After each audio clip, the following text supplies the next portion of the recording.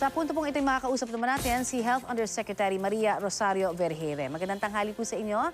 Si Connie Season po ito kasama si Rafi Tima. Magandang tanghali po. Magandang tanghali. Ano po ang update natin sa coordination po na ginagawa ng DOH sa International Health Regulations Focal Point ng Hong Kong? Kaugnay po doon sa 30-year-old na babaeng nagpositibo nga po sa bagong COVID-19 strain na galing daw dito sa Maynila. Yes, ma'am. Hanggang sa ngayon po, we're trying to coordinate with them, following up with them every hour. Pero talagang wala pa rin ho tayong sagot. What we did was to get the manifest of the flight identified, which was PR300, at nakita na ho namin yung mga pangalan sa loob nito. Kinuha ho pa namin yung mga listahan, kung sino dito yung 30-year-old and female. And we are trying to contact them right now and coordinate with the regional office concerned kung saan po sila galing. Opo. Also, we have coordinated with the WHO also. Tinutulungan nila po tayo na makapag-coordinate tayo at makakonect sa Hong Kong Authority. I see.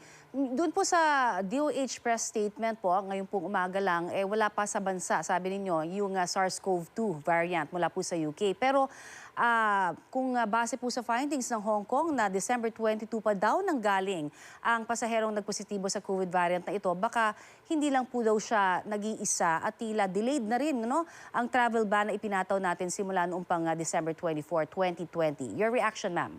Yes, kailangan po natin maging maingat sa pag-contextualize nito. Wala pa ho tayong sapat na detalye ukol dito sa pasahero na nagpunta sa Hong Kong.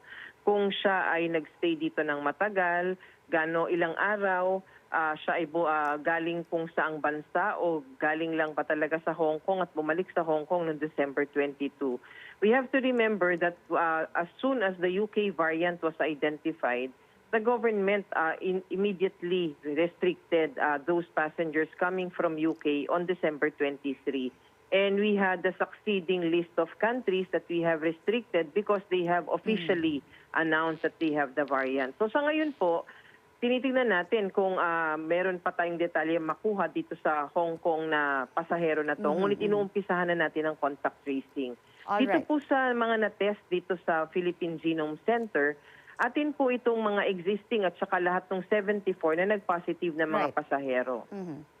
Alright, pero ito nga po yung detalye ho na hinihintay natin ukol doon sa travel profile na atin pong sinasabi kanina lamang, meron ho tayong kumbaga araw na pwede hong makuha na itong lahat, deadline kumbaga, para at least mas mabilis ho nating maagapan kung sakasakali.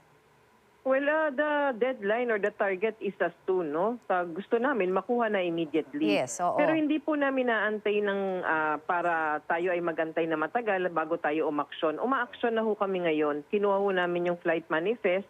Tinignan ho namin yung mga pasahero doon. Nag-uumpisa na ho kaming makipag-coordinate at tumawag sa mga regional offices para yung mga pasahero pong sakay nito na malapit doon sa profile na nakuha natin ay maumpisahan na po natin mag-contact tracing at makakuha po ng ibang detalye. Okay, yung mga paghahanda po na ginagawa muli po ng DOH para makontrol pa rin itong pagkalat po ng variant na ito, gayong wala pa ho pang bakuna nga sa ating bansa, tayo ho ba ay at least masasabi ho natin na talagang nandun pa rin tayo dun sa level na hindi ho maaaring mas dumagdag pa, kasi syempre ang dami ho nag-out of town, ito pong holiday season, Well, katulad ho ng sinasabi namin, for these past days, especially during the holidays, bumaba talaga yung laboratory outputs natin.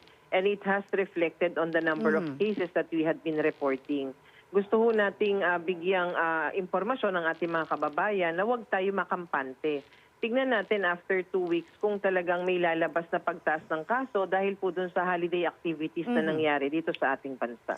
Alright, Yusek, meron pa hong karagdagang katanungan ng aking partner. Good morning po, Yusek. Magandang umaga po, sir. Opo.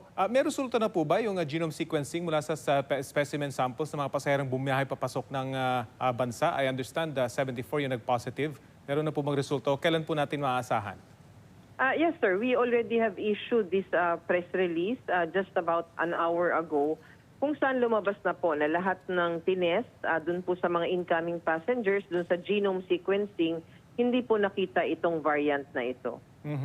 At sa palagay niyo po, doon lang talaga pwede manggaling yung bagong variant, doon sa nag-positive na nanggaling doon sa ibang bansa, or pwedeng manggaling kahit doon sa mga bansa wala sa listahan? Kasi yung iba hindi pa officially nag-declare na meron na silang variant, pero I understand may mga media reports na meron na sila. Yes, sir. Actually, hindi kami nagpo-focus lang doon sa mga affected countries, no? Even with the other countries, we are also trying to strengthen our protocols. Pero dito rin sa bansa natin, nagkakaroon na tayo ngayon ng surveillance kung saan hindi lang po yung mga incoming passengers from affected countries ang ginawa natin ng genome sequencing. Nagsampling na po kami dun sa mga existing katulad ng mga nasa ospital, dun sa mga areas na matataas ang kaso, para makita rin po natin, no, na if nung November or December last year, ay kung sakaling may variant na rin dito. And base po dito sa ginawa ng Philippine Genome Center, initial po ito, wala pa naman tayong nakikita. Although we will be continuously doing this genome sequencing for surveillance. At dahil nga bago po itong virus na ito, may posibilidad ba na magka-develop din ng ibang variant na dito naman sa Pilipinas manggaling? Sir, kailangan natin maintindihan, sinasabi po ng ating mga eksperto, ang mga mutations ng isang virus ay inevitable. It happens, and it happens by the thousands. Pero hindi lahat harmful. So itong mga strain na lumalabas ngayon or variants na lumalabas ngayon, ito po marami na pong nangyayari rin sa iba't ibang bansa and even here in the Philippines. But not all can cause this much harm. Meron na po tayong na-identify nung June dito na bagong variant which is mostly common na ngayon dito sa mga kasong nagkakaroon tayo, no? But for this UK variant, hindi pa natin yan na-identify. So we will be doing the surveillance so that we will be able to detect early on kung meron po mga ganitong variants dito sa ating bansa. At yung na-detect po ninyo, hindi naman mas nakakahawa katulad nitong UK variant? Ito pong variant na atin nung June na nakita dito sa Pilipinas, ito rin po ay variant na meron na ang ibang bansa. Okay. This is the D614G, kung saan makikita natin na mukhang naging part siya ng factors kung bakit na nagkaroon na mas mataas na kaso during the succeeding months after June, during July and August. Maiba lang po ako ng konti. Base po sa Okta Research, 25% lang daw po sa Metro Manila yung handang magpabakuna. Ano pong reaction nyo rito? Well, sir, ang sabi nga natin, gusto natin makita yung kabuuan nitong pag-aaral na ginawa ng Okta Research. Bukas po ang Department of Health para makipag-coordinate and work with them. And gusto rin namin makita kung ano po yung mga hesitancies ng ating mga kababayan. But just for the information of our public, meron na lumabas noong November. It's a survey, nationwide survey, which shows na 63% po ang mga tao na interesado magkaroon ng bakuna o makatanggap ng bakuna. And last December 29, we conducted another survey. This is among our healthcare workers and frontliners. And also, more than 60% of them answered that they are interested to have the vaccine. So kailangan lang po natin tignan itong mga konteksto na ito para po maisali natin sa ating pag-aaral at magkaroon po tayo ng more strategic ways of generating demand for this vaccine. At posibleng magbago pa ho siguro yung numerong yan, lalo na kapag narito na yung bakuna. Kasi next week magsisimula na po yung ating kapitbahay na Indonesia sa pagpapabakuna. Kailan ho ba inaasahan talaga na magkaroon na rin ng bakuna dito sa Pilipinas? Accordingly, sabi po ng ating vaccine czar, by February, there would already be deliveries here in the country.